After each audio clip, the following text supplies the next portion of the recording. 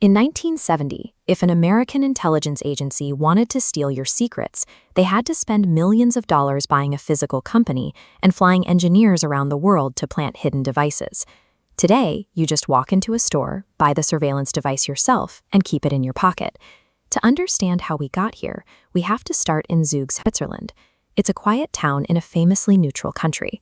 In 1970, it was the perfect cover for a company called Crypto AG. Crypto AG built metal encryption boxes the size of typewriters. They sold them to over 120 governments to secure their military orders and diplomatic cables. But behind closed doors, CIA engineers rebuilt every single machine from the inside. They added a hidden modification, a physical flaw that allowed the CIA to crack the encryptions in hours instead of centuries. By controlling the hardware, the CIA executed the single most profitable intelligence operation in American history. For 50 years, the agency read the private communications, war plans, and hostage negotiations of foreign governments in real time. To sell these machines, the CIA relied on a man named Hans Buehler. He was Crypto AG's top salesman, flying to 40 countries to look defense ministers in the eye and guarantee their secrets were safe. His pitch worked because he meant every word. He genuinely believed the machines were unbreakable. The CIA had built a human shield. The best lies are told by people who have no idea they are lying, and Buehler's absolute ignorance was the ultimate cover for the operation.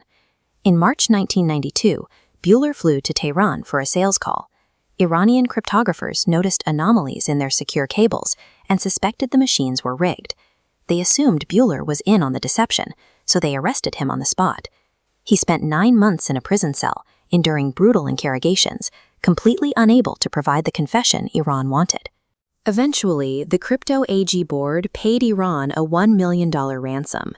They flew Buehler home, shook his hand, and immediately fired him. Then they called the Swiss press and systematically destroyed his reputation, claiming he was emotionally unstable. The only honest person in the entire operation was sacrificed to protect a secret he didn't even know existed. Buehler spent the rest of his life trying to warn the world that Crypto AG was a front, but nobody believed him. He died in 2018, 2 years before declassified documents proved he was right about all of it. By 1999, the world was moving away from metal boxes and towards software encryption. The CIA needed a new approach, so they created a venture capital firm called In-Q-Tel and started quietly investing in Silicon Valley. The playbook was simple. Write a small check at the seed stage before anyone has heard of the startup. Let the company grow, attract mainstream investors, and eventually take the product global. By the time it reaches your phone, the CIA's initial involvement is completely forgotten. This interface shows Keyhole, a satellite imaging tool In-Q-Tel funded in 2003 for battlefield targeting in Iraq. A year later, Google bought it and rebranded it as Google Earth. A tool built for military surveillance is now installed on the devices of 2 billion civilians. Then there's Palantir, co-founded with In-Q-Tel money to process massive amounts of surveillance footage, financial records, and social media activity. The software can take a single phone number and instantly map every location that number has been, every person it has contacted, and every transaction tied to it. It assembles a complete digital biography from the fragments people leave behind. The agency learned a crucial lesson from Crypto AG. You don't need to break into foreign embassies to install rigged hardware. You just fund the right startup, wait for them to build something useful, and let billions of people voluntarily download the surveillance tool themselves. But by 2007, seeing what the tools could do wasn't enough. The National Security Agency wanted the data those tools were collecting. They needed direct access to the servers. In 2012, a 29-year-old systems administrator named Edward Snowden was working for the NSA in Hawaii. His high-level clearance gave him access to the classified internal network, where the agency stored its most sensitive programs, including a presentation detailing a system called PRISM. The slide showed that the NSA had established direct, real-time access to the servers of Microsoft, Yahoo, Google, Facebook, YouTube, and Apple. They were collecting the email content, chat logs, stored photos, and voice calls of users across the globe. When Snowden leaked those documents to journalists in 2013, the global reaction was immediate. Protests erupted in major cities. Tech executives issued panicked denials about their involvement, and the White House went into intense damage control. In the fallout, the Director of National Intelligence, James Clapper, who had explicitly told Congress under oath that the NSA did not collect data on millions of Americans, faced zero consequences. He was not charged with perjury. He retired comfortably with a full government pension. Meanwhile, the man who exposed the program was charged with espionage.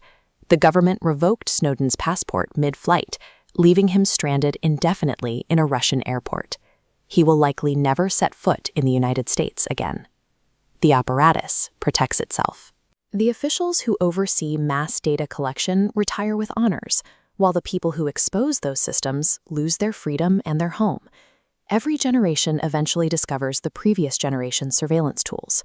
Crypto AG started in 1970, and we didn't find out the truth until 50 years later. Prism started in 2007, and it took 6 years to leak. The delay is getting shorter, but the technology is getting far more powerful.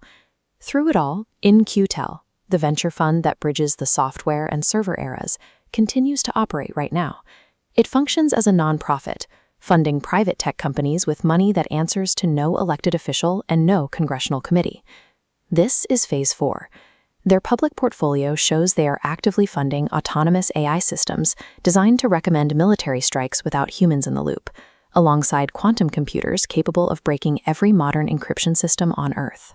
Most alarming of all, they are funding brain-computer interfaces.